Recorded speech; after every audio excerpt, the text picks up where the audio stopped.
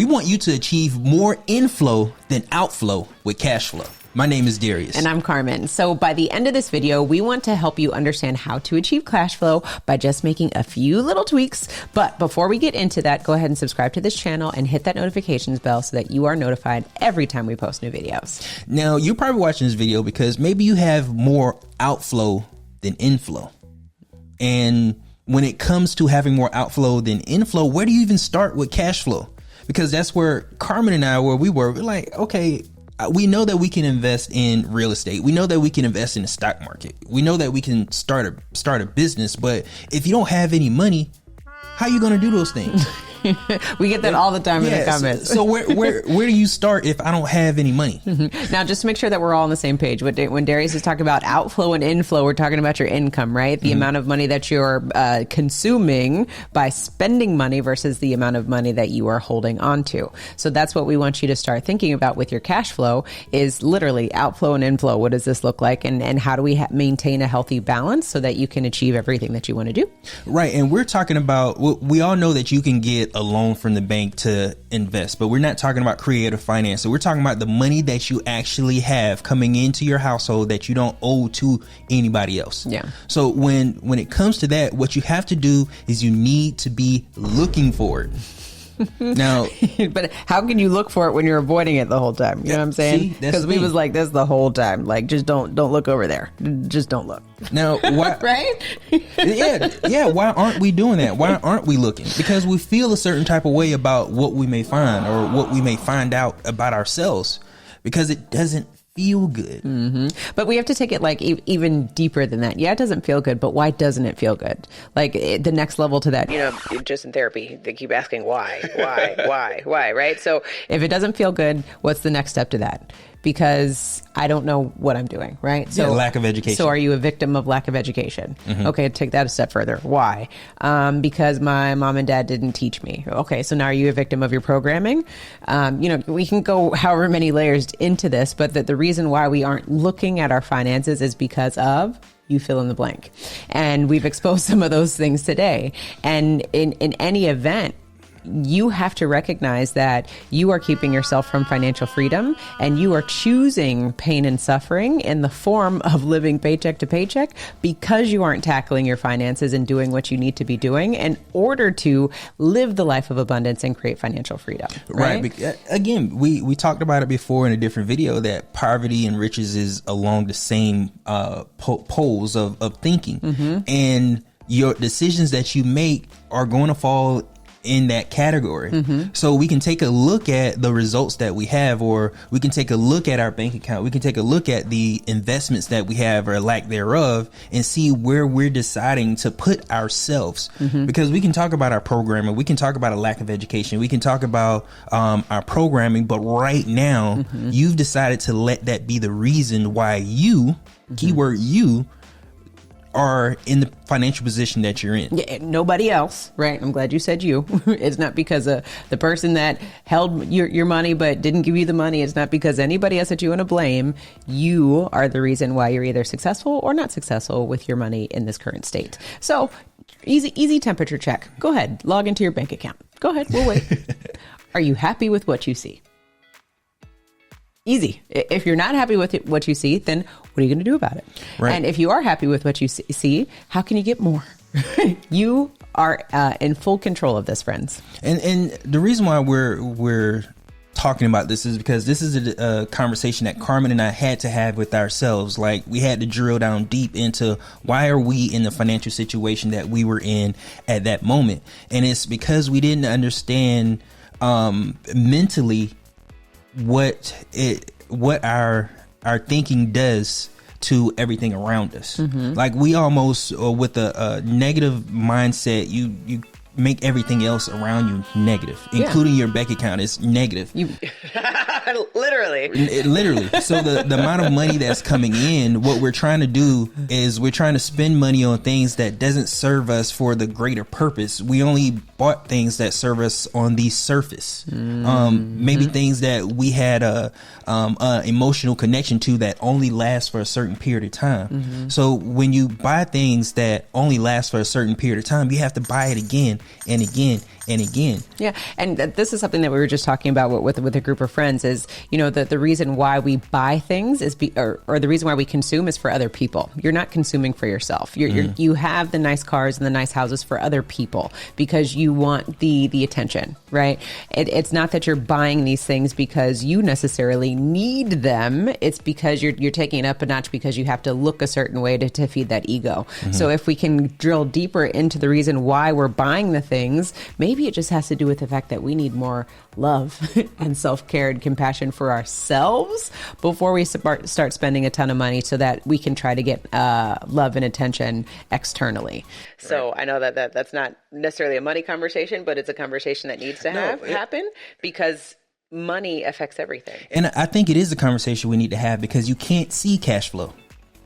You can't look at me and say what's in my bank account unless I'm spending it or showing it to you in the form of my material things. And those material things aren't putting money into your pocket. It's outflow. Every time you spend money, it's going to be outflow, which is the opposite of what we're trying to accomplish.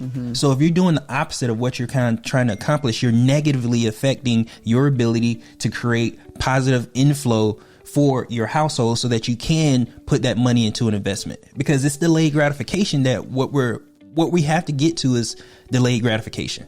Education for a 4-year degree not is immediate gratification, or not immediate gratification. That's what we don't want. Right. Getting a 4-year degree and going to college for engineering, that's delayed gratification. Investing in the stock market so that the dividends can be put back into it over time and not taking money out of it and disturbing the flow of money. Delayed gratification. Playing for the long term, right? That's really what we're talking about. Are you looking for a life insurance policy specifically designed to help you accomplish your financial goals? And if you have a policy or if you're looking for more education, would you like to be a part of a community with like-minded individuals who are all using life insurance to accomplish their financial goals? If so, click on the link below. We would love for you to join the Wealth Nation Money School. As we're tying this all back in, it makes so much sense of just taking a step back first and recognizing if you need some self-love or some self-worth before you start putting that money into consuming and spending money so that you don't have any money to create cash flow for yourself, right? I think that's what it all boils down to. That's what it all boils down to. Because that immediate gratification gives you those dopamine hits that make you feel good for a minute, like I said, and then you're over it, which is why we need new iPhones every year, which is why we need new computers and all these things, because of the instant gratification. If your mortgage is 25%, if it is over 25% of your income, then you have a house that's too big for you to afford. If it's 25%, too expensive. If your mortgage is 25% more than the household income, then your house is too expensive. But we have this house because it allows us to feel a certain way instead of it serving the purpose of having shelter over our head. Yeah. And we can't continue to do this if we want to have cash flow. There's something that we're going to have to live within our means, or most things we're going to have to live within our means of the money that's coming in, because that's the money that's coming in right now. The money that you can count on is the money that you have in your account right now. Absolutely. Not the money that you're going to make in the future, because we don't have that money to invest to make money in the future. So we have to get to that point. We have to be able to make these mental adjustments, shifts, so that we can move on to the next stage. Now, with this, the only risk that you're going to take is to bet on yourself. That's the only risk, is betting on yourself. Yeah, and it's all about making sure that you have enough money to pay for your lifestyle.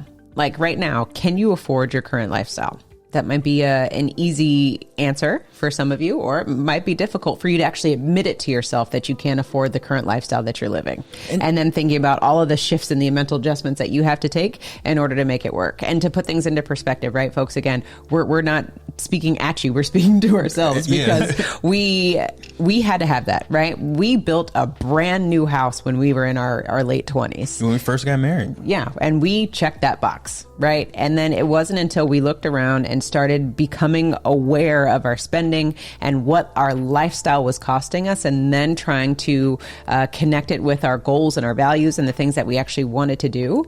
We sold that bad boy so quick, sold everything that we owned, and moved eventually into a studio apartment, right? We downsized to a 2-bedroom, kept downsizing. And they were like, you know what? We don't need any of this stuff. Studio apartment.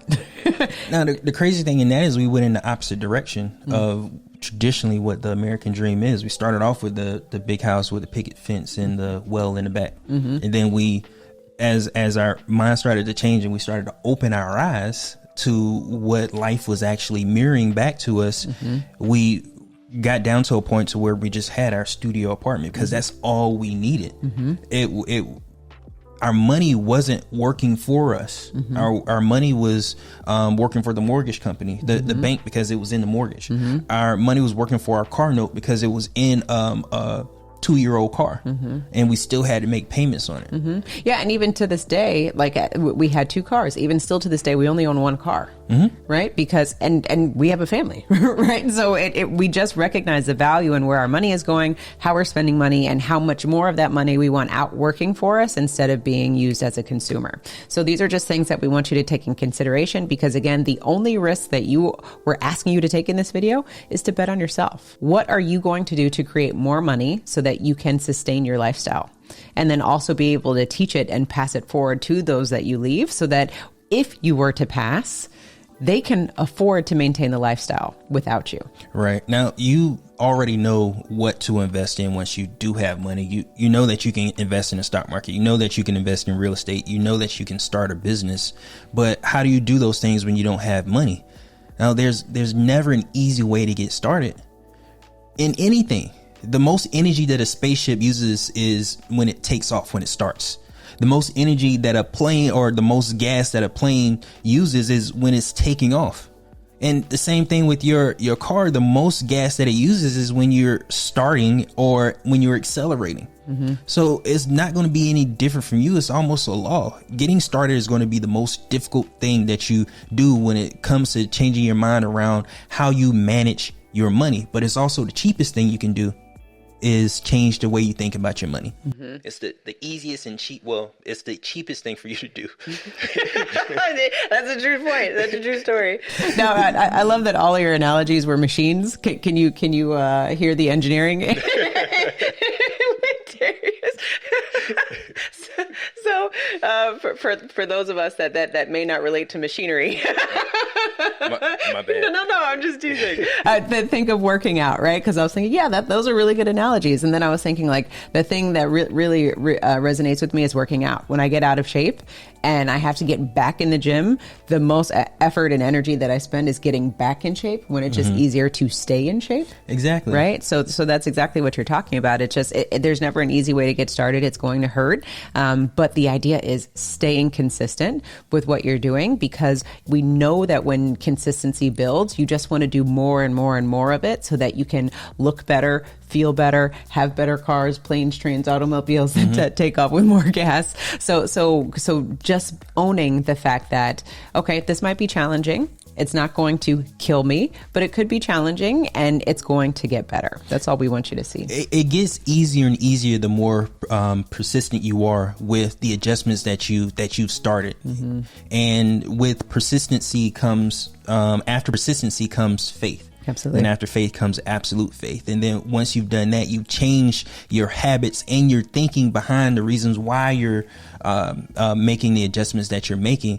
And that's how successful people can the only next thing for successful people to do is to become more successful. And the same thing works in the opposite direction also. So be very careful about the things that you start and the things that you're persistent with, because it just compounds to become more. Absolutely.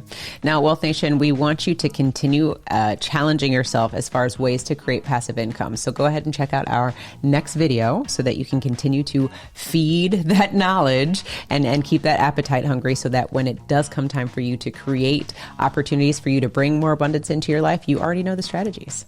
Remember to own your own lifestyle, or someone else will.